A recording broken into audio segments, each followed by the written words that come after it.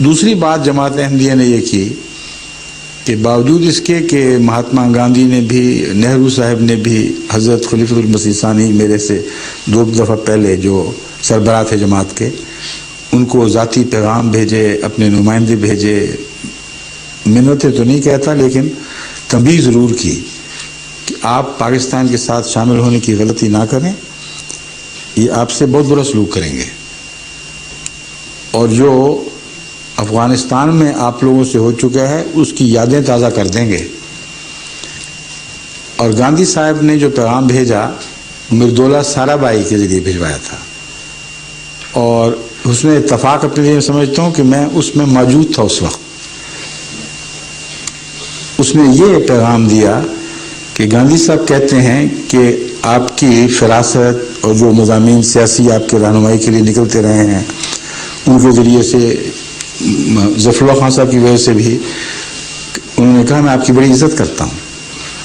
میں سمجھتا ہوں آپ کو سیاسی شعور ہے، لیکن آپ یہ حرکت کیا کر رہے ہیں کہ اپنے پاؤں پہ کلاڑی مار رہے ہیں۔ جس پاکستان کی آپ تائید کر رہے ہیں اس نے آپ سے بہت برا سلوک کرنا ہے۔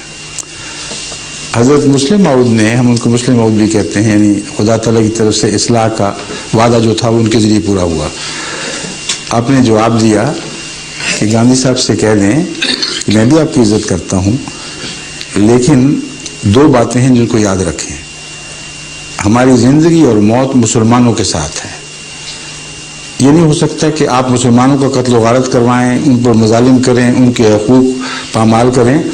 اور ہم اس وجہ سے آپ سے مل جائیں کہ آپ ہمارے حقوق کی حفاظت کریں گے، اس کا سوال ہی پیدا نہیں ہوتا۔ جہاں وہ مارے جائیں گے وہ ہم بھی مارے جائیں گے۔ ہمارا مقدر مسلمانوں کے ساتھ ہے۔ دوسرا، ان کو یہ خیال ہے کہ مجھے علم نہیں، آپ نے اپنے خطبے کا حوالہ دیا کہ وہ اگر میرا خطبہ سن لیتے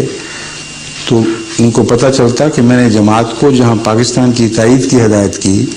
وہاں متنبہ بھی کیا، اور کہا کہ پاکستان کی تائید میں اس لیے نہیں کر رہا کہ تمہیں وہاں ایک امن کی جگہ مل جائے گی، جو میری آنکھ دیکھ رہی ہے